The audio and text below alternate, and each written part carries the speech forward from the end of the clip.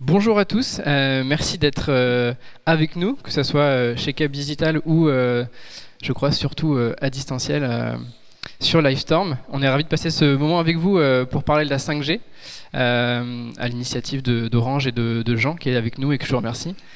J'en profite pour remercier également Catherine Dehaene qui doit être à distance avec nous et qui s'occupe de la relation entre Cap Digital et Orange et qui est très impliqué entre autres sur la délégation spéciale 5G. Justement, avant de commencer, quelques informations techniques sur Livestorm pour ceux qui sont avec nous à distance. Si vous avez des questions, n'hésitez pas à les poser au fur et à mesure dans l'onglet questions justement. On prendra un temps après les retours d'expérience de nos intervenants pour y répondre. Et puis si vous avez d'autres points, un petit souci technique sur le son, sur l'image ou autre, je vous invite à plutôt utiliser l'onglet chat et puis on regardera, on vous répondra en direct. Pour ceux qui sont venus chez nous, après on aura une petite collation pour continuer les échanges. Donc pour parler de la 5G et de ses nouveaux usages, on a le plaisir d'avoir avec nous 4 intervenants. Vous allez voir dans des entreprises différentes, de tailles différentes et des secteurs aussi variés, que ce soit sur du B2B, du B2C ou même du B2B2C. On a fait un panel vraiment complet. Et donc, avant de présenter rapidement Cap Digital et puis de rentrer dans le vif du sujet, je vous laisse le micro pour vous présenter rapidement. Merci Stanislas. Rapidement pour commencer par moi, merci pour la préséance. Donc, je suis Jean Donadieu, je m'occupe chez Orange du développement d'un programme qui s'appelle Orange 5G Lab et dont on va vous parler un peu plus en avant aujourd'hui. Allez, je lance Pierre. Bon, on va faire dans l'ordre, Stéphane. Oui, bonjour à tous. Donc moi, je suis Stéphane Dufossé et je suis le CEO d'une start-up qui s'appelle Augmented Acoustics. Oui, donc je suis Pierre Pro et je suis de la société BioSerenity. On fait des dispositifs médicaux connectés et je suis manager de la partie électronique en innovation. Oui, bonjour. Donc moi, c'est Emmanuel Villalta, je représente Enedis. Donc Enedis, c'est une filiale d'EDF qui distribue l'électricité sur une grande partie du territoire français. Et plus particulièrement, donc je travaille au pôle télécom d'Enedis, responsable de l'équipe qu'on appelle réseau de collecte, qui travaille sur les télécoms nécessaires pour aller toucher les objets, les personnes partout sur le territoire d'Enedis, là où on a besoin d'intervenir sur notre réseau, sur nos équipements industriels. Et c'est dans ce cadre-là qu'on a lancé un programme de co-innovation, en particulier avec Orange, sur les promesses de la 5G pour les métiers d'Enedis. Super, merci beaucoup. Donc je vous le disais, avant de rentrer dans le vif du sujet, on va prendre une petite minute pour présenter rapidement Cap Digital, pour ceux qui ne nous connaissent pas. Donc on est un pôle de compétitivité, une association loi 1901. On réunit... on a un gros collectif qui réunit les innovateurs du numérique en France et en Europe. On a vocation du coup à faire travailler ensemble, à faire collaborer l'ensemble de l'écosystème, donc que ce soit des startups, des PME, des grands comptes, des EFR comme le CEA ou l'INRIA, des investisseurs, des collectivités, bref, l'ensemble de la chaîne de l'innovation. On est tiers de confiance, hein, on est à but non lucratif, on est là pour aider les acteurs à travailler ensemble, à se développer et à innover. Sur en particulier des filières comme les ICC, la santé en numérique, le commerce, le retail ou la ville durable qui sont vraiment nos spécialités, avec une filière techno IA data qui vient en complément sur ces différentes verticales. Et puis bien sûr on est là pour apporter aux différents acteurs des leviers de financement pour faciliter l'innovation. Rapidement, donc vous l'avez vu, les chiffres entre les grands comptes, les EFR et autres acteurs, on est 35 en interne et on s'appuie sur un réseau de 180 experts qui viennent des différentes entreprises membres de Cap Digital sur lesquelles on va s'appuyer pour du cadrage de projets, d'innovation, de challenge d'open innovation ou d'évaluation de projets de candidature R&D. On organise, comme vous le voyez, beaucoup d'événements, que ce soit en distanciel ou en présentiel. Et on a la particularité d'être présent dans 2 régions, ici en Ile-de-France et puis dans les Hauts-de-France avec l'intégration du PICOM en 2020. Très rapidement, nos 4 activités, donc une autour de la R&D pour accompagner nos membres vers les bons guichets de financement, que ce soit au niveau régional, national ou européen. L'accélération pour le financement privé avec notre réseau de fonds d'investissement et de business angel. L'activité de transformation numérique dont s'occupe notre équipe sur l'Open Innovation avec des programmes avec du financement public et des programmes en direct pour nos acteurs privés et publics. Et puis les projets européens, puisqu'on postule régulièrement sur des gros projets auprès de la Commission européenne pour accompagner les entreprises à l'échelle européenne. Voilà, je fais court. L'objectif, je vous propose qu'on se focalise sur la 5G avec une première question pour toi, Jean. On sait que la 5G a été lancée le 20 décembre 2020. Est-ce que tu peux nous faire un petit point pour nous dire où on en est en termes d'usage et de déploiement au niveau national? Oui, avec plaisir, Stanislas. Donc, oui, en France, la 5G a été lancée alors c'était en novembre 2020. Aujourd'hui, nous avons ouvert la 5G au groupe Orange dans 5 pays européens. Donc la France, la Pologne, la Roumanie, l'Espagne, la Slovaquie et le Luxembourg. Nous avons d'autres pays à venir. Nous sommes en plein déploiement. Nous continuons le déploiement, bien entendu, de la 5G sur le territoire français.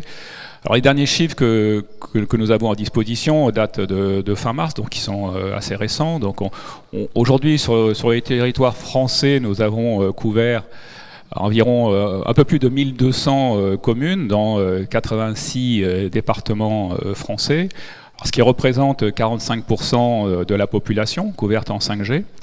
Nous avons aujourd'hui priorisé des zones à forte densité de population, en particulier pour permettre une meilleure qualité, on va dire, de navigation sur l'Internet mobile et éviter des saturations qui pourraient exister sur le réseau 4G dans des zones très denses. Et puis nous avons également choisi de déployer sur des zones à forte activité économique, bien entendu, pour pouvoir permettre aux bassins d'entreprises de pouvoir bénéficier de la 5G au plus tôt. Donc les prochaines étapes, nous continuons donc ce déploiement sur le territoire, mais pas que d'ailleurs, puisque nous allons également ouvrir donc de nouveaux pays à la 5G, que ce soit en Europe ou que ce soit sur la zone Moyen-Orient, Afrique, où Orange est très présent, comme vous le savez. Merci. Pour terminer cette introduction sur la 5G, est-ce que tu peux nous dire en quelques mots qu'est-ce que la 5G et quel avantage on va retrouver par rapport à la 3G, la 4G ou même le réseau filaire? Oui, bien sûr. Alors le réseau 5G, c'est un réseau qui est à la fois une évolution et une révolution. Donc c'est une évolution puisque c'est un réseau qui est compatible et complémentaire des réseaux précédents, en particulier du réseau 4G, qui va permettre une meilleure bande passante, qui va permettre d'éviter la saturation, évidemment, comme je le disais tout à l'heure, sur des zones très denses. Et puis, c'est également un réseau qui est une révolution dans le sens où, on va le voir tout à l'heure à travers quelques exemples, il va permettre d'innover et de développer véritablement des nouveaux usages. Alors, soit des innovations incrémentales pour démarrer, et puis très vite des innovations en rupture également, dès que la 5G le permettra, le déploiement le permettra. Donc on va dire que ce réseau est déployé en 2 phases. Si on le regarde d'un ordre chronologique, le réseau d'aujourd'hui, qui a démarré en France, en tout cas en fin 2020, je dirais que c'est la première phase qui permet d'atteindre des débits jusqu'à 4 fois supérieurs à ce que propose la 4G. Qui permet d'avoir une meilleure réactivité également, un meilleur temps de réponse par rapport à la 4G, et dont l'objectif en effet est de permettre surtout de pouvoir continuer à répondre à l'augmentation des attentes des utilisateurs. Aujourd'hui, on a des croissances de trafic de l'Internet mobile de 40% par an pratiquement, donc c'est énorme, et il était évidemment indispensable de pouvoir répondre à cette attente. Donc la 5G permet aujourd'hui de continuer à travailler, à se former, à se divertir, à communiquer, partout en France. Voilà, c'est quand même le principal objectif de cette phase 1. Et c'est vrai que ne serait-ce que sur la communication et la formation et le travail, vous imaginez que l'impact du télétravail qui s'est généralisé a son importance. Donc nous avons également ici, bien sûr, finalement une nouvelle raison qui évidemment n'était pas anticipée, parce que personne n'avait anticipé la crise du Covid, mais néanmoins la 5G répond également à ces nouvelles formes de travail et de communication. La deuxième phase qui arrive demain matin, puisqu'on parle de 2023, donc c'est l'arrivée de ce qu'on appelle le cœur de réseau 5G, voilà, ou la 5G SA. Donc on va dire que c'est la 5G complète. Et là, c'est demain matin, 2023, on est déjà pratiquement en mi-2022, donc on s'y prépare ardemment, vous imaginez, et on travaille bien sûr sur les usages. Donc je dirais que cette évolution va permettre des innovations en rupture dans le domaine, par exemple, du transport. On parle de véhicules autonomes. Dans le domaine de la santé, puisqu'on pourrait imaginer également, aujourd'hui, on fait des expérimentations sur les blocs opératoires augmentés qui nécessiteront ce type de technologie révolutionnaire.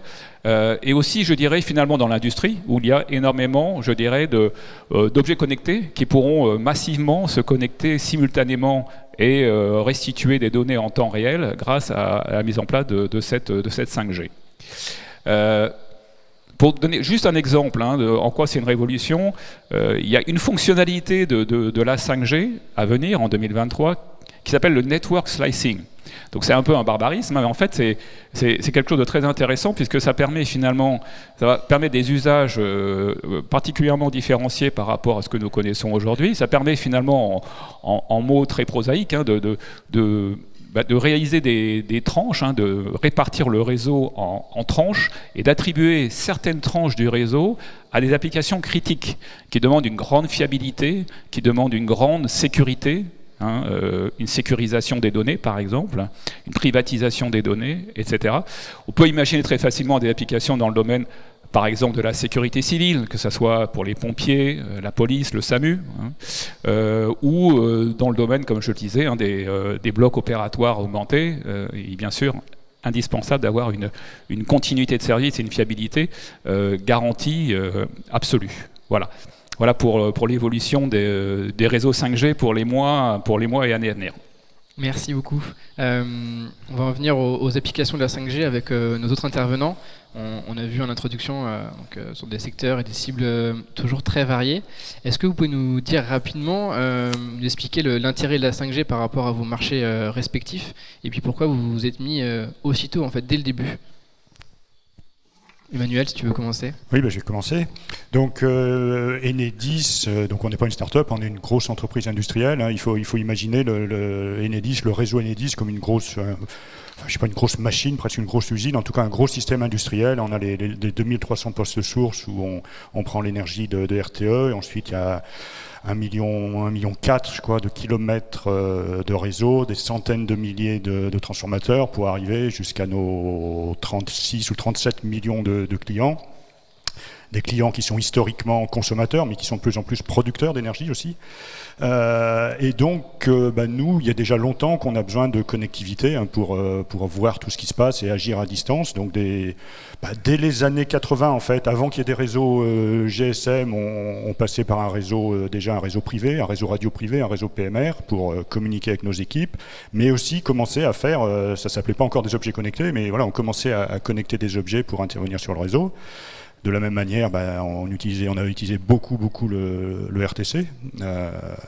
Et puis, bien sûr, quand les technologies de réseau mobile sont arrivées, sont déployées, on a commencé à les utiliser les unes après les autres, le GSM Data, le GSM Data, 2G, 3G, etc.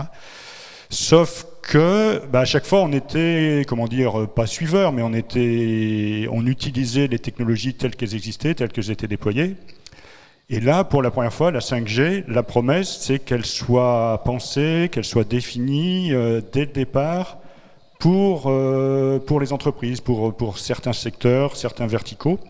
Et donc, nous, on a sauté sur l'occasion. On ne voulait pas manquer l'opportunité. On a dit il faut qu'on réfléchisse à ces promesses de la 5G, qu'on arrive à en tirer les bénéfices le plus vite possible.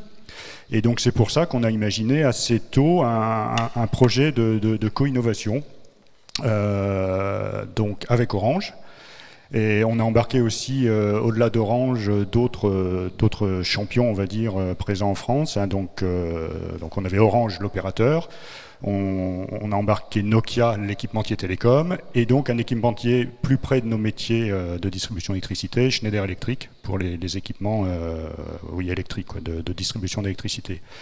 Et donc ça, c'est un projet qu'on a lancé début 2020, en embarquant, en faisant en sorte que les métiers d'Enedis justement comprennent ce que c'était que la 5G. Donc là, on a fait intervenir les experts d'Orange, les experts de Nokia aussi, qui les ont formés là-dessus. Et après, on les a écoutés. Voilà, vous savez maintenant ce que la 5G peut vous promettre. Dites-nous ce que vous avez envie d'essayer. Et donc voilà, là on arrive mi-2022 avec des POC qui arrivent à leur conclusion.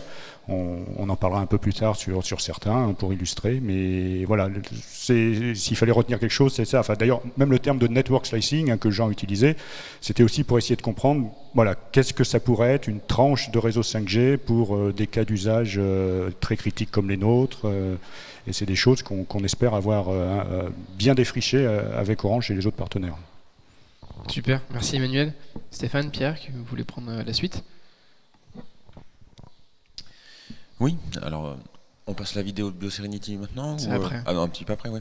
Donc nous, on fabrique des dispositifs médicaux connectés pour la médecine. L'un d'entre eux, ça s'appelle le Neuronaute. C'est un système d'électroencéphalogramme sous forme d'un bonnet.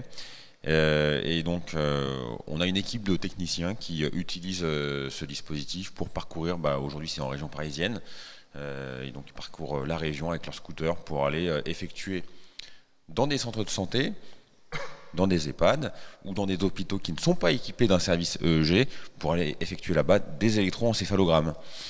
Et donc ça permet de sortir cet acte des hôpitaux où il était cantonné, pour plus de réactivité et puis pour avoir accès à un EEG plus rapidement. Voilà. Donc nous, la connectivité, elle est essentielle parce que les gens sont sur le terrain, il faut que les données remontent, et puis il y a aussi un certain nombre de ces actes qui nécessitent la vidéo. Et donc forcément, c'est beaucoup de débit. On avait fait une expérimentation 5G l'an dernier à l'occasion du challenge 5G avec la ville d'Issy-les-Moulineaux. On a été dans un EHPAD vérifier que ça fonctionnait. Et puis en parallèle de ça, on avait le marquage CE du dispositif. Donc c'est des procédures un peu lourdes avec un organisme notifié. Et ça s'appuyait sur ce qui était déjà développé en 4G. Donc on a continué à marquer CE sur de la 4G au troisième trimestre de l'an dernier. Et puis on a commencé à déployer en Q4 2021. Aujourd'hui, on a 5 CHU qui sont équipés sur Paris. Et il y en a 5 autres qui sont en cours d'ouverture. Et on devrait être à environ 30 à la fin de l'année.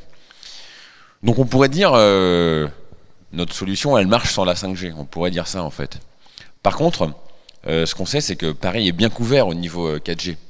Et que mine de rien, il y a quand même un des hôpitaux dans lequel on est où il y a 2 salles qui ne fonctionnent pas. Parce que le débit est insuffisant.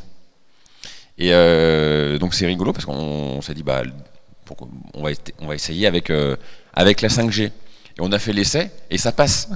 Voilà. Et ça passe. Donc la 5G, elle nous permet, par son débit supérieur, nativement supérieur si j'ose dire, elle nous permet d'atteindre des zones qui sont un peu plus loin de l'antenne relais, où le débit est un peu moins favorable et où en 4G, ça ne marche plus. Mais en 4G, ça ne marche plus, mais en 5G, on va reconquérir ces espaces. Et donc il y a un hôpital sur les 5 qu'on a équipé qui est sujet à cette situation. Alors on anticipe que quand on va d'ailleurs aller en province, où les couvertures sont pas toujours extrêmement favorables, on anticipe qu'on va avoir de plus en plus de cas où la 5G va nous être nécessaire. C'est pour ça que dans le changement, on a des changes réguliers sur notre produit, et le prochain change embarquera la 5G au niveau technique et au niveau réglementaire également. Voilà ce que j'ai à dire sur notre produit et puis notre expérimentation. Merci Pierre. Je te laisse terminer sur cette question, Stéphane. Oui, alors donc nous, Augmented Acoustics, en fait, je vais expliquer un petit peu ce qu'on fait pour qu'on comprenne pourquoi la 5G est importante pour nous. On a développé un service qui qui garantisse aux spectateurs d'un événement live d'avoir la meilleure place en termes d'expérience sonore. Et on est parti au départ du constat qu'on pouvait être régulièrement déçu de son expérience sonore en concert, et comment on fait pour pouvoir proposer une écoute alternative. Et donc ce qu'on a développé, c'est un service qui permet aux spectateurs, via une écoute, via des oreillettes, d'avoir le son qui vient directement de la console de l'ingénieur du son en haute définition. Et la première version de ce service, il était fait au travers d'un petit boîtier qui récupérait tous ces flux audio. Pourquoi un petit boîtier ? Parce que comme on fait du live, il y a des enjeux de latence. Il ne faut pas qu'il y ait de décalage entre le son qu'on entend dans les oreillettes et le son qui est dans la salle. Et il y a des enjeux de qualité de service. Le problème du boîtier, ça veut dire qu'il y a de la logistique à gérer, de l'industrialisation. Et on savait très bien que ça serait mieux de proposer le service directement via le smartphone, mais c'était compliqué en Wi-Fi ou en 4G à cause de la latence. Et donc la 5G, on a commencé à s'y intéresser dès 2018, parce que la 5G, elle offre tout plein de fonctionnalités qui sont directement liées à notre service, qui sont évidemment, la première chose, la faible latence, le haut débit, et puis ce qui va venir plus tard, le edge computing et le network slicing, qui est quelque chose d'important pour nous. Si on est dans une salle de concert où il y a 20 000 personnes et qu'on veut bénéficier du service, il faut qu'on ait la garantie que ce service sera avec une qualité de service optimale. Donc voilà pourquoi nous, la 5G, on s'y est intéressé depuis longtemps. Super, merci. Ce qu'on voit, Jean, c'est que l'enjeu d'acculturation et d'expérimentation autour de la 5G est capital. Emmanuel l'a dit, avec l'apport des experts pour comprendre ce qu'apporte la 5G. Et donc c'est très important pour que les entreprises puissent comprendre et saisir les opportunités qu'elle apporte. Est-ce que tu peux nous décrire les dispositifs qu'Orange a mis en place pour justement faciliter la découverte de la 5G et de ses possibilités ? Oui, avec plaisir. Donc, alors, la co-innovation est dans l'ADN d'Orange depuis toujours. Donc nous avons beaucoup de programmes de co-innovation, et nous avons, on va dire, interrogé les entreprises plus particulièrement sur leurs souhaits et leurs besoins d'accompagnement sur la 5G. Et donc 64% de ces entreprises interrogées, alors c'était un panel de 200 entreprises de tout secteur, de toute taille sur le territoire français, nous ont répondu, eh bien, pour moi la 5G, ça va me permettre d'améliorer mon offre, en tout cas c'est ce que je pense aujourd'hui, voire de m'apporter des nouvelles opportunités de nouveaux business. Bon, très bien. Et pour 72% d'entre elles, elles attendent en fait de la part de leur opérateur un accompagnement sur cette découverte et cette intégration de la 5G dans leur procès, dans leurs produits et services pour bénéficier de tout ce potentiel de cette nouvelle technologie. Donc je dirais que c'est de là qu'est partie la volonté de créer un programme qui s'appelle Orange 5G Lab, donc, qui est un programme qui est destiné à l'ensemble des acteurs économiques, donc collectivités territoriales et entreprises de toute taille. Donc nous travaillons, et le panel ici est très représentatif, nous travaillons avec des startups, des ETI, des PME et des grandes entreprises. Et nous leur proposons, je dirais aujourd'hui, de répondre à 3 objectifs grâce à ce programme. Le premier objectif, c'est finalement leur faire découvrir, faire de la pédagogie sur la 5G, découvrir tout le potentiel de la 5G. Le deuxième objectif, c'est de leur permettre d'anticiper sur les évolutions de leurs produits et services. La majorité de nos clients sont sur des marchés concurrentiels, et donc il est important d'être prêt lorsque les technologies permettent de faire évoluer les propositions de valeur dans le bon sens. Et enfin, le troisième objectif, c'est de simuler l'innovation dans ces entreprises grâce finalement à un nouveau terrain de jeu qui est la 5G, qui permet d'apporter des nouvelles fonctionnalités, voire des innovations en rupture. Donc nous avons créé en fait un programme à partir de ça qui a été défini concrètement en fait en 2 parcours. C'est comme ça qu'on le présente. On a un parcours qui est un parcours de découverte, donc orienté autour de la pédagogie, qui permet finalement aux entreprises de venir chez nous. Vous le verrez tout à l'heure, on vous présentera nos sites géographiques, nous sommes installés, mais principalement ça permet de venir dans nos showrooms Orange 5G Lab, de découvrir le potentiel de la 5G, le fonctionnement de la 5G, et puis de découvrir des cas d'usage également. Des cas d'usage montés avec des partenaires. Et puis, enfin, certainement le plus important, c'est de pouvoir échanger au cours de ces visites avec nos experts 5G sur des sujets qui sont en rapport direct avec l'activité de cette entreprise.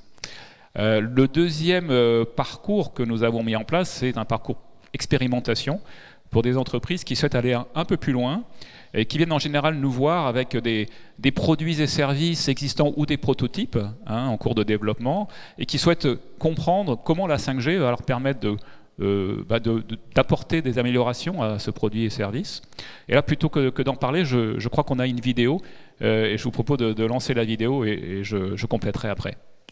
Orange Innovation présente « Explorer l'avenir avec Orange 5G Lab ».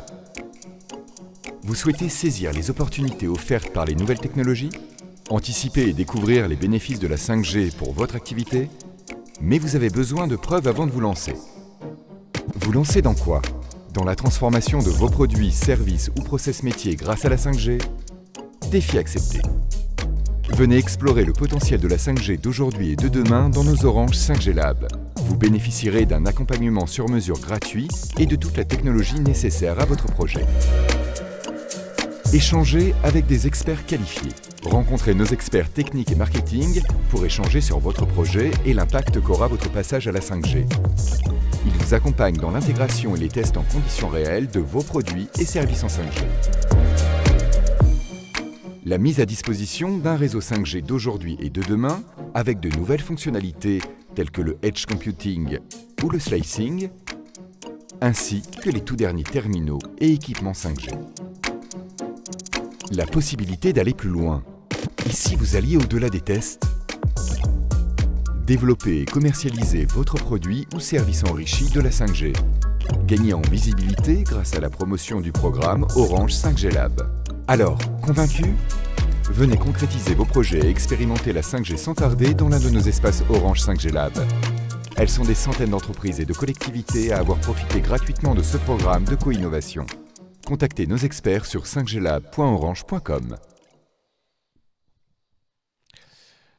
Voilà, donc c'est un parcours en effet d'accompagnement. Alors je précise, il est gratuit et construit sur mesure, c'est important de le dire, en fonction de l'attente de chacune des entreprises qu'on accompagne. C'est aussi important de dire que au-delà des tests dans un Orange 5G Lab, donc en laboratoire où on a un réseau expérimental, du edge computing, du slicing, etc.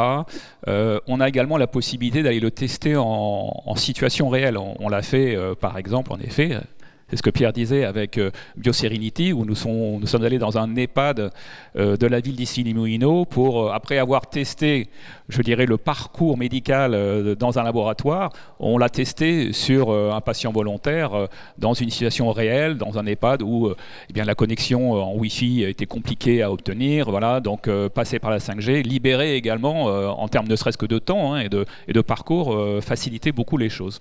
On l'a fait également, alors, pour le cas, c'était avec augmenté d'acoustique. On l'a fait au stade Orange Vélodrome, donc en situation réelle. On en parlera tout à l'heure.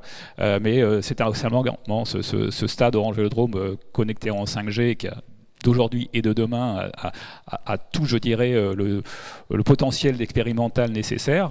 Et donc, évidemment, c'est un terrain de jeu extraordinaire. Alors, un peu moins là pendant les 2 dernières années parce qu'il n'y avait pas beaucoup de monde dans les tribunes, mais malgré tout, ça a quand même permis de faire pas mal de tests avant et après, et de se rendre compte véritablement du fonctionnement et du bénéfice, du potentiel de la 5G et de continuer les développements dans ce domaine. Alors, je me rends compte que j'ai omis tout à l'heure de parler de quelque chose qui était important dans notre parcours découverte. Nous avons également, au-delà des showrooms, un programme digital.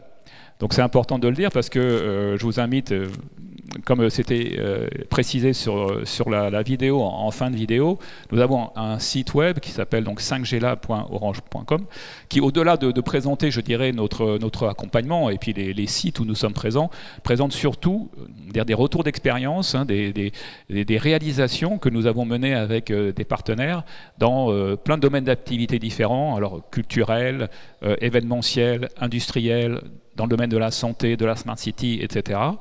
Et puis nous avons également des webinaires thématiques qui sont donc visibles en replay sur ce site.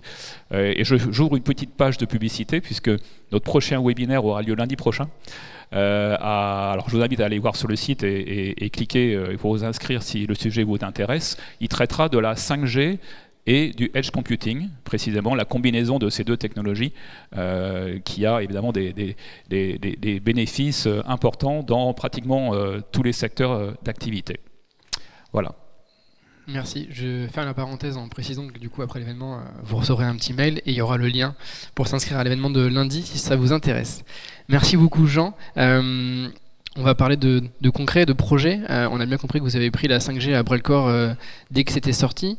Est-ce que vous pouvez nous dire concrètement du coup, pourquoi vous avez choisi Orange et l'accompagnement pour développer ces projets, ce dont vous avez bénéficié et en quoi ça vous a permis de tirer parti de la puissance de la 5G? Pierre, tu veux commencer? Oui, nous on a été... On avait découvert le challenge 5G et puis on s'est dit que ça avait quelque chose à nous apporter. On ne savait pas quoi vraiment à l'époque en plus. Donc on s'est dit, c'est quelque chose de nouveau, on est une boîte qui cherche à innover, il faut qu'on s'y mette, faut qu'on bénéficie, faut qu'on se mette derrière ce tracteur qui en est un et qui va nous, avec d'autres tracteurs qu'on a, qui va nous tirer vers du mieux. Et puis, donc on avait... fait l'expérimentation, on a été conseillé aussi par les ingénieurs du 5G Lab, ça s'est très bien passé. L'essai c'est bien fait. Moi ce que je regrette, c'est de notre faute, c'est-à-dire que c'est difficile, ça a été difficile pour nous d'embarquer le reste de l'équipe parce que quand on a tous nos projets, on a tous nos milestones, l'objectif c'est que le produit il marche, pourquoi tu me rajoutes ça dans les pattes, etc. Et puis quand je me retourne maintenant, je vois, déjà à Paris, qui est quand même bien couvert, j'ai 20% de mes hôpitaux où on est mal couvert. Qu'est-ce que ça va être en province? Parce que finalement, notre solution a besoin de beaucoup de débit. Et donc l'un de mes regrets, c'est de me dire, on aurait vraiment dû s'y mettre plus tôt, démarrer vraiment en prenant le sujet à bras-le-corps et pas juste par une expérimentation. Parce que du coup voilà, on a juste perdu du temps, donc moi si j'ai une reco à faire c'est voilà, la 5G ça marche, faut s'y mettre parce que de toute façon vous vous y mettrez un jour et voilà, il faut y aller parce que c'est après quand on se retourne qu'on regrette un peu de ne pas avoir mis l'effort initial. Tu veux qu'on diffuse la vidéo? Oui, on peut voir la vidéo pour présenter.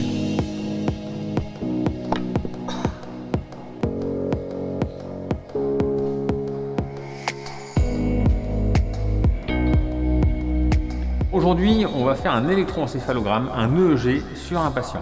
Habituellement, le EEG, c'est un acte lourd qui nécessite du gros matériel, cher, des techniciens très formés et ça se fait à l'hôpital. Et aujourd'hui, grâce aux neuronautes, on va pouvoir réaliser cet acte dans des lieux connectés par la 5G, comme ici à l'EHPAD Repotel dans la ville d'Issy-les-Moulineaux. Alors le neuronaute, qu'est-ce qu'il fait? Il facilite cet acte médical. Par un casque qui est facile à mettre par un technicien médical non expert. Et 2, par l'aspect connecté. Et l'aspect connecté, ça va permettre à un technicien très expert qui va voir les signaux à distance, qui va voir la caméra et voir ce qu'il se passe, qui va être un peu dans la pièce et qui va pouvoir assister le professionnel de santé non expert en temps réel. Les apports de la 5G dans ce cas précis sont assez évidents, permettent notamment d'avoir une connexion instantanée au débit là où on en a besoin, donc une simple prise de courant avec le routeur que nous avons fourni permet d'avoir une liaison au débit, permet de connecter l'appareil, donc le patient est du coup en relation avec son médecin pour analyser les données. permet aussi de rajouter la vidéo, parce que les débits sont suffisamment importants pour transmettre les images. Et donc ça permet réellement de changer la façon d'exercer ces actes médicaux à distance. On élimine les déplacements, on simplifie les procédures et donc on voit tous les apports que ces nouveaux réseaux peuvent apporter, notamment à ce secteur médical. Nous avons accompagné Biosanity pour expérimenter leur cas d'usage. Nous avons mené ces tests ici à Issy-les-Moulineaux où la 5G est largement déployée déjà. On a collaboré donc depuis quelques mois pour arriver à ces tests-là. Notre objectif c'était de vérifier les apports de la 5G pour ce service très particulier, de leur mettre à disposition des terminaux, des accès pour tester la 5G en situation réelle, on va dire, et de constater de façon concrète les apports de la 5G.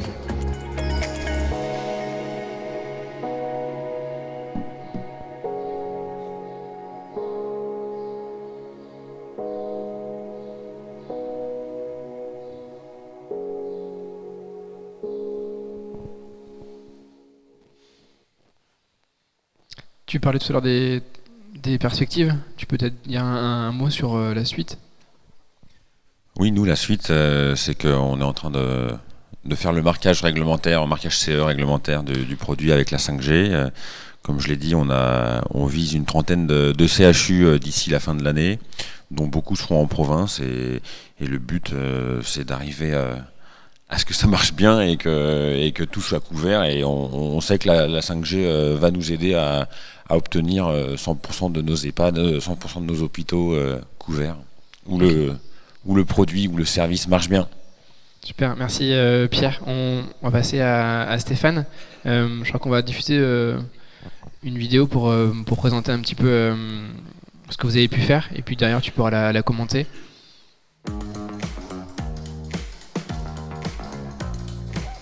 Que ce soit en concert, au cinéma ou lors d'un événement sportif, et ce, quelle que soit votre audition, vous êtes en droit d'avoir la garantie de bénéficier de la meilleure place en termes d'expérience sonore.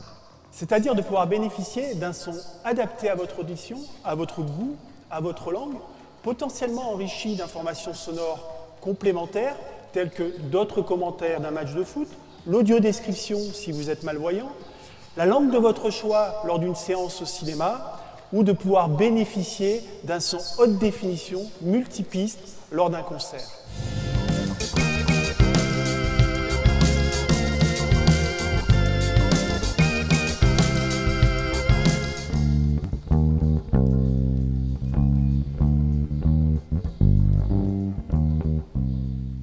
À l'instar des lunettes qui vous permettent de mieux voir, SupraLive est un service de lunettes pour le son accessible depuis votre smartphone 5G. Des lunettes pour le son qui vous permettent de vivre une expérience sonore optimisée et enrichie.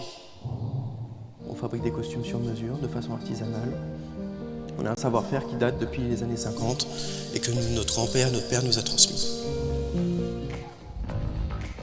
SupraLive permet d'écouter dans une même salle des bandes son de langues différentes. Pour faire ce métier, s'il n'y a pas de passion, c'est pas possible. You have to be patient, you have to be persistent, and it takes passion. SupraLive, pour vivre le live ensemble.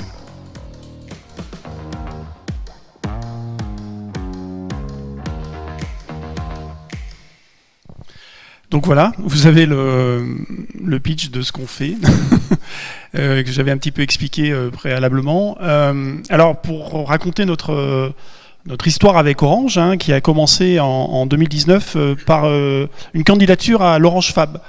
Donc on a été accéléré par l'Orange Fab. Alors à l'époque, c'était les équipes marketing 5G qui étaient intéressées par ce qu'on faisait, parce qu'on est un cas d'usage B2C de la 5G, où on voit très bien à quoi peut servir la 5G pour l'utilisateur final, et donc, comme je le disais tout à l'heure, qui utilise des technologies qui sont propres à la 5G. Suite à ça, on a été amené à faire une première mondiale, donc en collaboration avec l'Orange Lab à Marseille. Donc là, on a une petite vidéo qu'on peut peut-être vous montrer. Et donc cette première mondiale, en fait, on a proposé en 5G la possibilité de vivre le match entre l'Olympique de Marseille et l'Olympique Lyonnais en multipiste, c'est-à-dire qu'on pouvait écouter le bruit du ballon, on pouvait choisir si on souhaitait entendre les supporters de l'équipe adverse ou pas, on pouvait choisir son commentaire, il y avait le commentaire de Canal+, il y avait le commentaire de Radio France, il y avait aussi de l'audio-description pour les malvoyants. Et comme vous pouvez le voir, on a fait toute une étude suite à cette expérimentation et on a eu des retours très positifs sur l'usage du service. Donc là on était fin 2019, vous voyez là c'était pour les 120 ans de l'Olympique de Marseille. C'était une super expérience, une super opportunité pour nous. Et de là, s'enchaîner plein de choses intéressantes pour Augmented Acoustics dans le cadre de la 5G avec Orange notamment, et est arrivée la crise sanitaire et donc l'arrêt des événements qui a été assez catastrophique évidemment pour une société comme nous qui travaillons dans ce domaine-là. Mais il se trouve que ça a été à la même époque où on a été approché par les équipes de la direction de l'accessibilité d'Orange qui a vu l'opportunité de ce service pour pouvoir l'utiliser pour les publics empêchés, puisque la possibilité de l'audiodescription, comme on l'a vu, ça permet aux malvoyants de pouvoir vivre un événement live, mais également les malentendants, puisqu'on a eu l'occasion de mener des expérimentations avec les malentendants qui trouvaient que cette approche-là était déjà meilleure que ce qu'ils pouvaient trouver dans les salles de spectacle. Et ce qu'on a fait avec les équipes de la direction d'accessibilité, c'est qu'on a rendu l'application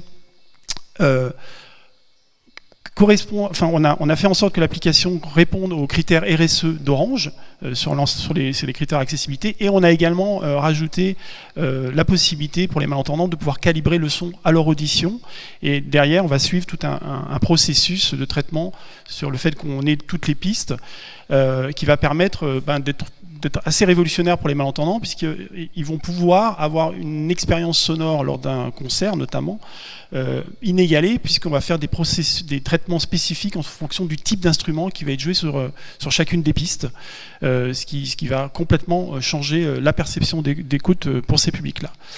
Donc voilà, l'aventure continue encore avec Orange. Je pourrais rajouter en effet que l'aventure continue, puisque aujourd'hui nous sommes en train de travailler sur la possible intégration du service d'Augmented Acoustics dans le portefeuille de produits et services commercialisés par notre business unit qui est spécialisé sur l'événementiel. Voilà. Et donc nous espérons que l'aventure continuera encore longtemps. Merci Stéphane. On termine sur cette question avec Enedis. Emmanuel, je te laisse expliquer, puis quand tu le veux, on diffuse les vidéos. Oui, comme je l'ai dit tout à l'heure, on a donc lancé un programme de co-innovation avec Orange. Et dans le cadre de ce programme, il y a six cas d'usage métier qui ont été choisis, validés par le comité du programme pour aller aller au stade du POC. Donc il y a certains POC qui sont vraiment très très particuliers au métier d'Enedis, soit du côté comptage, soit du côté protection du réseau à très faible latence. Mais donc ça nous ouvre des perspectives assez intéressantes dans le cadre de la généralisation des fonctionnalités de type Smart Grid pour le futur. Et puis il y a d'autres cas d'usage, peut-être qui peuvent parler un peu plus à des gens qui ne connaissent pas le métier d'Enedis, dont deux là, pour lesquels on a une petite vidéo. Et donc je vais peut-être vous présenter en même temps que la vidéo, parce qu'il n'y a pas de commentaires. On va commencer avec la première vidéo sur l'assistance. Oui. Donc voilà, donc Enedis, le programme 5G 3 heures pour expérimenter la 5G chez Enedis. Et donc le premier cas d'usage, donc on voit là, nous c'est ce qu'on appelle un poste source, donc les 2300 interfaces entre RTE et nous. Et donc là, avec Schneider, on a fait en fait un jumeau numérique des installations du poste source pour que le technicien d'intervention dans ce poste source, pour de la maintenance ou autre, puisse à tout instant, avec l'image qui se superpose là sur son casque, avoir toutes les informations, enfin quasiment accès à la doc, quoi. C'est comme s'il avait tout le référentiel, toute la documentation des équipements à tout instant. Donc ça, on l'a fait sur un poste source à Marseille. Tout a été numérisé. Et on a aussi l'équivalent, donc là on voit, ça a été très vite, mais on est plus dans vous avez vu, on est dans la rue, donc là on est plus sur des interventions plus diffuses dans la rue, sur les équipements, les postes de transformation plutôt de quartier, et là on est plus sur de la vidéo assistance, c'est-à-dire le technicien, il est pas sûr, et ben, il peut partager ce qu'il voit avec un expert, avec son manager, et lui demander, il voit la même chose que lui en temps réel, il lui demande de l'aide, il lui demande une levée de doute, est-ce que je dois faire ça ou ça, est-ce que je connais, est-ce que tu peux m'aider, etc. Et donc là, clairement, c'est le temps réel, c'est la forte capacité en bande passante et en débit de données qui nous permet de débloquer ces cas d'usage. Super. Tu avais un deuxième cas d'usage que tu voulais montrer ? Alors le deuxième, c'est l'inspection de lignes aériennes par drone.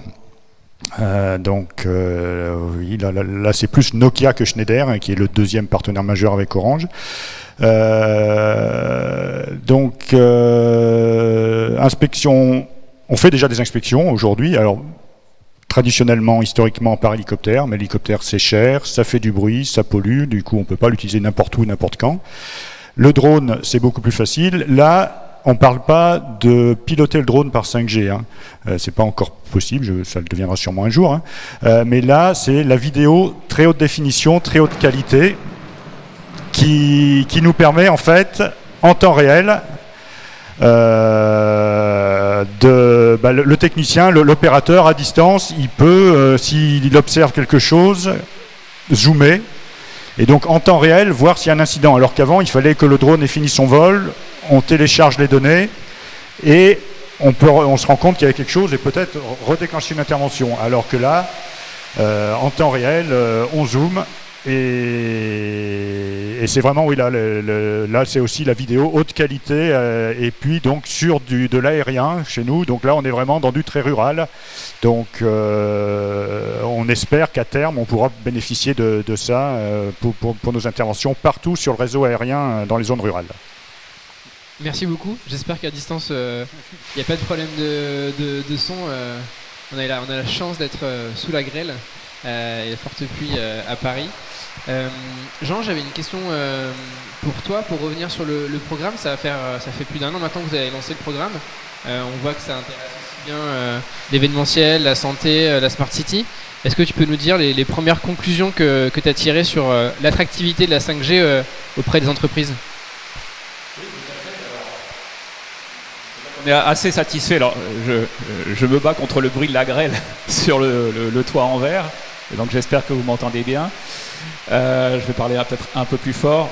Donc on a un peu plus d'1 an d'existence, hein, maintenant. On a ouvert notre premier Orange 5G Lab en février 2021. Et donc aujourd'hui, nous avons, voilà, vous avez ici une carte, hein, qui apparaît, qui donne une idée donc de l'implantation de nos sites en France et en Europe. Donc nous avons ouvert 9 sites en France, vous les voyez ici sur la carte, et puis 3 sites en Europe, à Anvers, Varsovie et Bucarest. Nous avons c'est bon ? D'accord. Dans le programme, donc nous avons l'ouverture de nouveaux sites prévus, aussi bien en France, puisque nous allons bientôt ouvrir le site de l'île de la Réunion, et puis également en Europe et en Afrique dans les semaines et dans les mois à venir. Alors, en termes d'impact ou d'attractivité du programme, je dirais qu'aujourd'hui, après un peu plus d'1 an, nous avons accueilli un peu plus de 1000 acteurs économiques, donc des collectivités et beaucoup d'entreprises, hein, de toute taille, qui sont passés par un Orange 5G Lab. Et parmi ces 1000 entreprises ou collectivités, une grosse centaine ont suivi un parcours d'expérimentation. Donc c'est aller plus loin avec nous que la découverte et la pédagogie, mais ont vraiment voulu tester, comme les acteurs que nous avons ici autour de la table aujourd'hui, les bénéfices, le potentiel de la 5G pour leurs produits et services et leur activité. Voilà, donc alors vraiment dans tous les domaines, hein, je dirais que ce qu'on peut constater, si on doit tirer des premières conclusions hein, sur quels sont les secteurs les plus demandeurs, je dirais que tous les secteurs sont vraiment en attente de l'arrivée de la 5G. Les trois représentés ici aujourd'hui sont assez représentatifs, hein, puisque dans le domaine de la santé, par exemple, au-delà de BioSerenity, nous réalisons des tests avec des CHU, par exemple le CHU de Rennes, qui est très à la pointe sur ce sujet en termes d'innovation, qui a testé ou qui teste encore donc, le concept de bloc opératoire augmenté en 5G. Nous avons testé avec une société de robotique qui s'appelle Compile Robotique, qui crée des robots d'assistance au personnel médical dans les hôpitaux ou dans les EHPAD.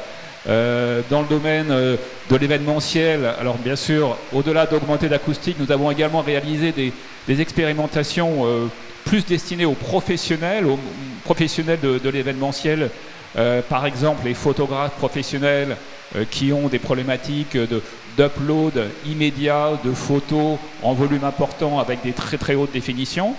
Nous avons également testé ce qu'on appelle la remote production, qui permet finalement d'avoir des caméras en 5G libérées du câblage, donc une liberté de production relativement importante, en tout cas plus importante que précédemment.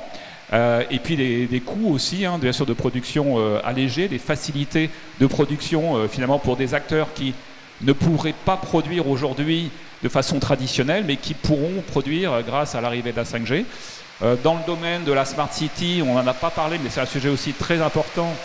Nous avons eu plusieurs expérimentations, comme alors en situation réelle également, puisque nous avons installé sur le toit de notre siège social à Issy-les-Moulineaux une station météo avec des capteurs météo et de pollution de la société Fullrama, qui ont été testés en 5G, d'abord en laboratoire, puis en situation réelle, qui permet en effet donc de profiter de cette connexion 5G. Et puis où Yadis est un fabricant de robots qui nettoie les surfaces aquatiques. Donc nous avons travaillé avec les autorités portuaires de Marseille, par exemple, et nous avons largement amélioré en fait le fonctionnement de ce robot ensemble. Hein. On a travaillé main dans la main avec cette start-up pour finaliser un robot qui est passé finalement d'un radiocontrôle classique avec un opérateur au bord du bassin à un robot qui pouvait être piloté à distance depuis pratiquement n'importe où, connecté en 5G, et passer de la connexion d'un drone flottant à une flotte de drones, enfin voilà.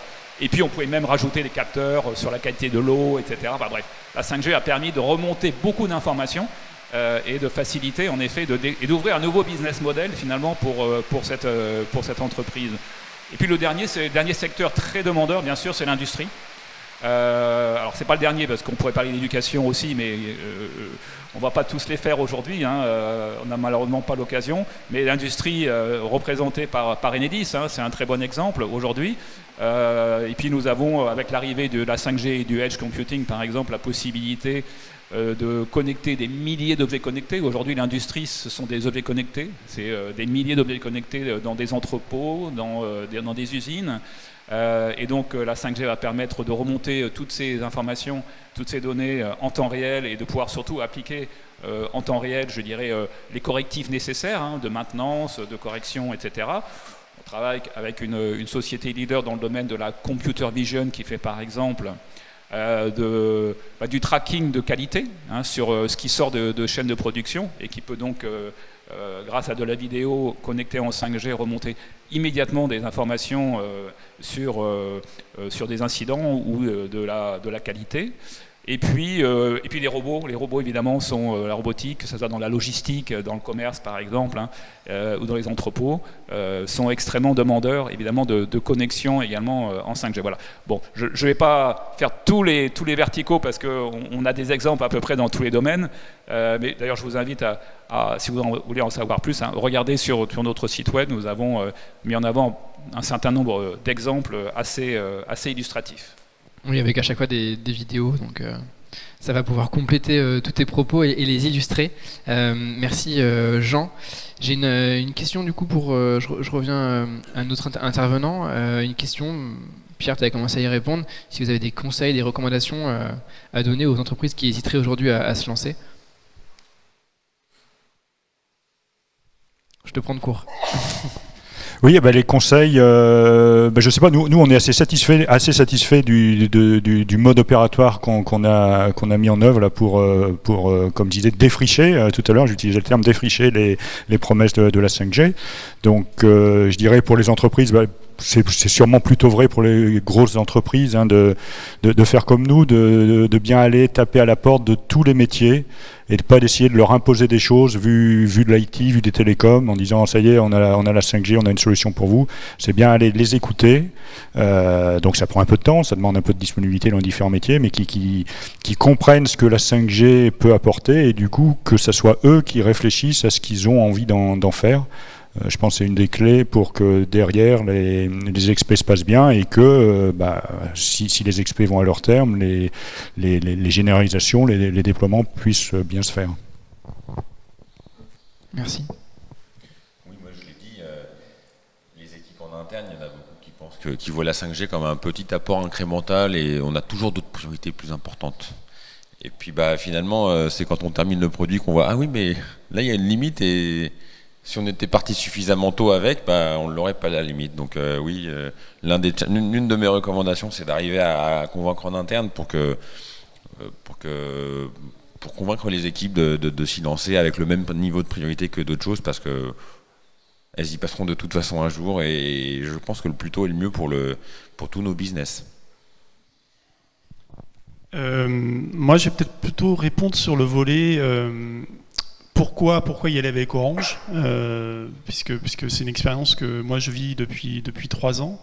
La première chose, c'est, nous dans notre cas de figure, et je pense que ça concerne pas mal de cas de figure de start-up, quand on est sur des usages, des révolutions d'usage ou des révolutions technologiques, c'est super important, ça peut être déterminant de pouvoir s'associer à un grand groupe, de par sa force de frappe. Quand on parle d'événementiel, c'est plus facile pour une petite start-up comme nous, quand c'est Orange qui va voir les potentiels clients plutôt que la start-up Augmented Acoustics.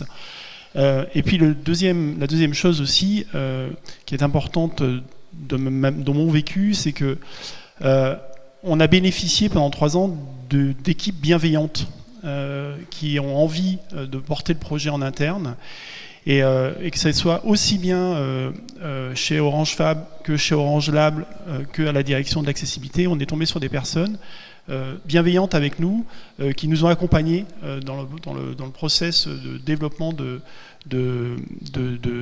notre société, et notre société ne serait pas là où on en est aujourd'hui s'il n'y avait pas eu ce qu'on a pu faire avec Orange. Donc moi je ne saurais que vous encourager à tenter l'expérience si vous avez un besoin autour de la 5G, et puis si vous pouvez rentrer dans les programmes que propose Orange.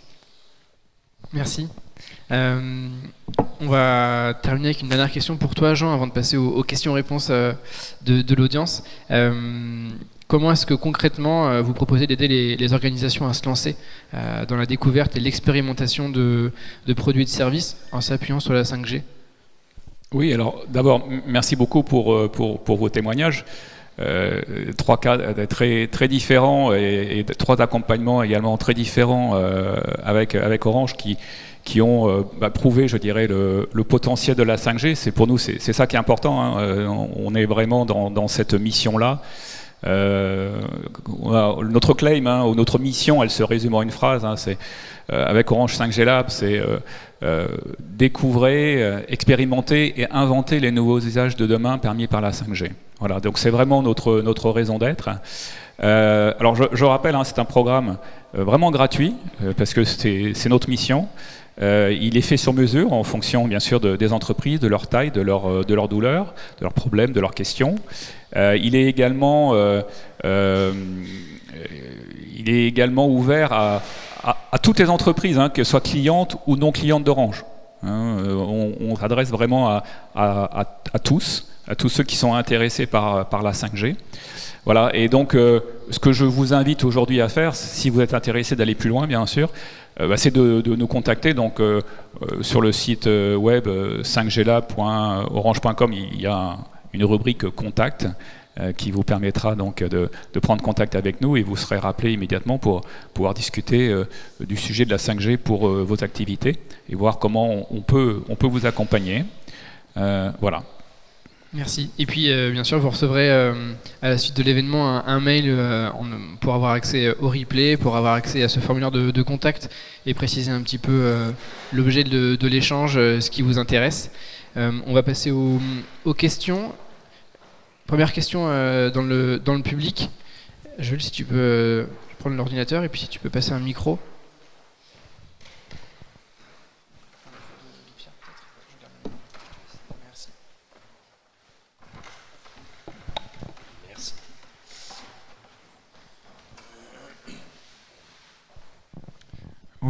Oui, bonjour.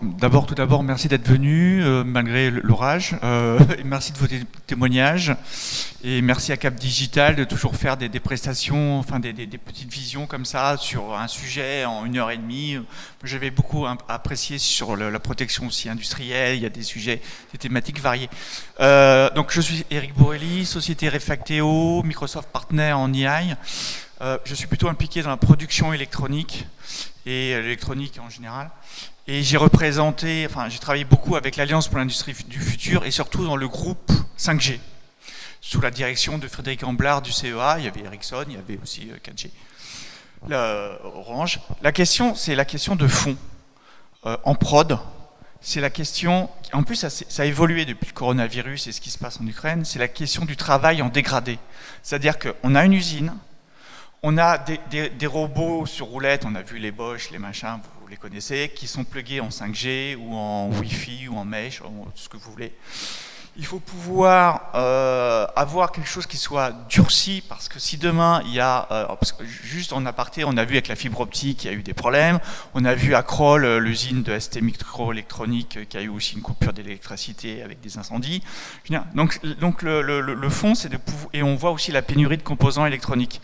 Donc c'est de dire, la 5G, est-ce que ça apporte du plus parce qu'on peut remobiliser une ligne de prod, on peut même la conduire à distance si le conducteur de ligne est malade, il peut avoir une copie de son pupitre et le piloter. On peut mettre du edge un peu partout pour que ça marche un peu de manière autonome. Mais quels sont les points qui sont... Donc on voit bien que la structure, elle est ultra compliquée, elle est très transverse en réalité, c'est pas de la 5G comme ça. Mais la question elle est, donc agir en dégradé, ça implique que parce qu'on agit en dégradé, parce qu'il y a les infrastructures qui sont fragiles. Donc est-ce qu'il faut passer par du edge à fond et de la latence et des satellites en basse altitude, ou faire un mix avec de la 5G ou des trucs souterrains? On a vu qu'il y avait beaucoup de soft dans la 5G, mais le soft, est-ce qu'il est réparti à un seul endroit fragile? Est-ce qu'il est divers? Voilà, comment on durcit? Alors je ne parle pas de l'identité, je ne parle pas de la sécurité, mais comment on peut durcir? Quels sont les risques dans une usine? Parce que la 5G, c'est de la vraie vie dans des vraies usines de prod, et malheureusement, il faut penser à ça. Parce que le show must go on. Je vous remercie. Merci pour votre question. J'imagine que ça sera plutôt à moi de répondre. Écoutez, ce que je vous invite en fait à participer à notre webinaire de lundi prochain sur la 5G et le edge computing parce que je pense qu'il y aura des éléments de réponse à cette question, en particulier est-ce qu'il faut tout mettre en edge. Bon, je pense pas, hein, je pense que la réponse c'est pas tout en edge mais une partie, les applications critiques par exemple, les informations très confidentielles, voilà, il y a un certain nombre de décisions à prendre, donc certainement un arbitrage à réaliser. Voilà. Après, on a souvent cette question sur la 5G et la cybersécurité, parce que c'est aussi ça, la fiabilité dont vous parlez. Donc on pense en effet que la 5G va apporter une fiabilité et une sécurisation, aussi grâce par exemple au slicing dont je parlais très rapidement tout à l'heure, une sécurisation des données. Voilà. Donc il y a pas mal de réponses, et après je pense qu'en effet on ne peut pas faire une réponse holistique à cette question, il faut regarder au cas par cas, vraiment en fonction aussi de la situation présente de l'entreprise, de l'industrie, parce que c'est vrai qu'on rêverait tous d'avoir, j'imagine, des usines sans fil ou avec une grande flexibilité, on pourrait changer les machines en fonction des besoins de façon très rapide. Maintenant, c'est pas toujours simple parce qu'il y a un existant, il faut faire avec. Ce sont des investissements lourds, donc il y a des choses qui peuvent se faire progressivement. Il y a des configurations nouvelles que l'on peut imaginer dès l'origine flexibles, avec cette flexibilité que peut apporter la 5G. Voilà, donc c'est vraiment, à mon avis, au cas par cas, mais en effet, c'est un sujet intéressant à traiter. On a une autre question, cette fois-ci à distance. Est-ce que tu as un exemple d'usage dans le tourisme ? Alors, dans le tourisme, je réfléchis. Alors, on a un exemple d'usage dans le tourisme qu'on met en avant pas mal aujourd'hui, en fait, qui s'appelle. Alors, c'est une start-up qui s'appelle Emissive, qui fait donc de la réalité virtuelle et de la visite de lieux culturels à distance. Et là, en particulier, ils ont développé avec Orange un programme qui s'appelle, et qui est visible par le grand public d'ailleurs, qui s'appelle Éternel Notre-Dame, et qui est donc une visite en fait en réalité virtuelle. Mais dans un site, donc dans un lieu précis où on va se déplacer de salle en salle, on va être plongé dans l'époque médiévale de l'époque de la construction de la cathédrale, puis dans cette période évidemment du feu, d'incendie qui a détruit une partie de Notre-Dame, avec des explications sur comment le sujet va être traité et Notre-Dame va retrouver sa splendeur. Voilà, donc on travaille avec eux parce qu'en fait, par exemple, aujourd'hui, alors ça permet donc du coup, finalement, à distance, de pouvoir naviguer dans n'importe quel lieu. Et on travaille avec eux dans le sens où aujourd'hui, ils aimeraient intégrer la 5G de façon à pouvoir déporter une partie de l'intelligence portée par le casque de réalité virtuelle et par un sac à dos que, en tant que visiteur, vous devez mettre pour processer tous les datas qui sont très très importantes. Déporter cela dans le cloud grâce à la 5G, grâce à la bande passante permise et la faible latence permise par la 5G. Donc on travaille sur ce cas d'usage, et typiquement là on est alors tourisme culturel, voilà, mais on peut imaginer, on a aussi un fabricant de robots qui était dans le domaine industriel qui s'appelle Waika Robotics, qui travaille plutôt dans les domaines logistiques, dans les domaines industriels, et qui finalement est venu nous voir pour diversifier ou ouvrir des nouveaux marchés pour lui en intégrant à ces robots une caméra 360, ce qui permet de faire de la visite à distance depuis n'importe où, par exemple de musées, par exemple d'expositions pour des classes qui ne peuvent pas se déplacer, etc., etc. Donc on l'a d'ailleurs présenté à un salon récemment, et on pouvait aller visiter depuis le salon à Paris le musée Aéroscopia, comme si on y était, grâce à ce robot associé à une caméra 360. Voilà, en effet, il y a des... Oui, il y a une c'est vidéo. quelques exemples, mais il y en a en effet beaucoup d'autres dans les cartons. Également la visite de centres historiques avec, je dirais, la possibilité d'afficher en réalité augmentée sur votre smartphone des informations ou la configuration de lieux tels qu'ils étaient autrefois, voyager dans le temps, etc. Enfin, on a beaucoup de cas d'usage assez intéressants. Merci. Je fais un clin d'œil sur Emissive. On a eu l'opportunité avec Cap d'aller tester et je ne sais pas si vous l'avez déjà fait à la Défense. C'est vraiment bluffant. On s'y croit. Il y a des sensations de vertige et autres. Donc, complètement. Ouais. Très très intéressant. On a une autre question, si je l'ai bien compris, c'est combien de pourcentage de la population française est couverte, je suppose, par la 5G? Alors aujourd'hui, c'est 45%. Ok. Voilà. Très bien. Et une dernière, je ne sais pas si dans la salle vous avez des questions. Ouais. Bonjour, je suis Benjamin Thérault, j'ai fondé il y a 6 ans une boîte d'audiovisuel qui est spécialisée dans le live multicam. Et du coup je manipule beaucoup la 4G, on a besoin toujours d'être autonome quand on part en tournage, on est très nomade, donc la 4G c'est quelque chose que je manipule depuis quelques temps. Et depuis peu j'ai un routeur agrégateur de liens qui permet de travailler donc, sur plusieurs cartes SIM, plusieurs routeurs 4G. Et j'ai vachement les yeux sur les performances de chaque carte SIM, etc. Et donc du coup j'ai découvert un peu ce que c'était des latences. Dites-moi si je dis des bêtises, mais une latence en 4G c'est autour de 60-70 millisecondes. Et quand on fait de la 5G, on tombe à 3, 4, 5 millisecondes. C'est ça, un truc comme ça? Non? C'est 12? D'accord, un peu plus. Donc c'est plutôt une fibre alors qu'il serait à 3-4 millisecondes? Oui, c'est ça. Alors voilà, ça dépend d'aujourd'hui ou demain. Quand on aura donc un réseau 5G avec un cœur de réseau 5G, si vous êtes en edge également, ce sont des approches qui peuvent améliorer la latence qui évidemment est très importante. Nous avons fait beaucoup d'expérimentations avec Aviwest, que j'imagine vous connaissez, voilà, qui en effet ont développé des modems 5G qui permet donc de faire de la remote production. Donc voilà, c'est un sujet qu'on peut partager avec vous parce que ça peut être intéressant de savoir comment ça s'est passé. Il faudrait qu'on en parle juste après. Ma question c'était comment vous dissociez les projets qui viennent chez vous et qui finalement ressemblent à une incrémentation de la 4G, parce que finalement avec 60-70 millisecondes on peut déjà faire beaucoup de choses, c'est-à-dire que déjà tout ce qui est visio, Zoom, etc., même du streaming sur Netflix, hein, je veux dire, on a des débits et des latences qui permettent déjà d'avoir tous ces usages. Et donc du coup ma question c'est un peu comment vous faites la distinction entre ce qui est de l'ordre d'un service qui a besoin d'être temps réel, mais déjà une conversation sur Zoom c'est temps réel, et ce qui est de l'ordre de l'ultra temps réel, c'est-à-dire piloter ma caméra tourelle et avoir le retour vidéo en un éclair de millisecondes qui fait que je peux réellement piloter ça. Et pareil pour tout ce qui est médical, etc. Ce qui est commande à distance. Il y a un exemple qui me vient à l'esprit, hein, c'est l'expérimentation qu'on a menée avec BioSerenity. Donc on avait un flux de data qui circulait entre le praticien à distance et le patient.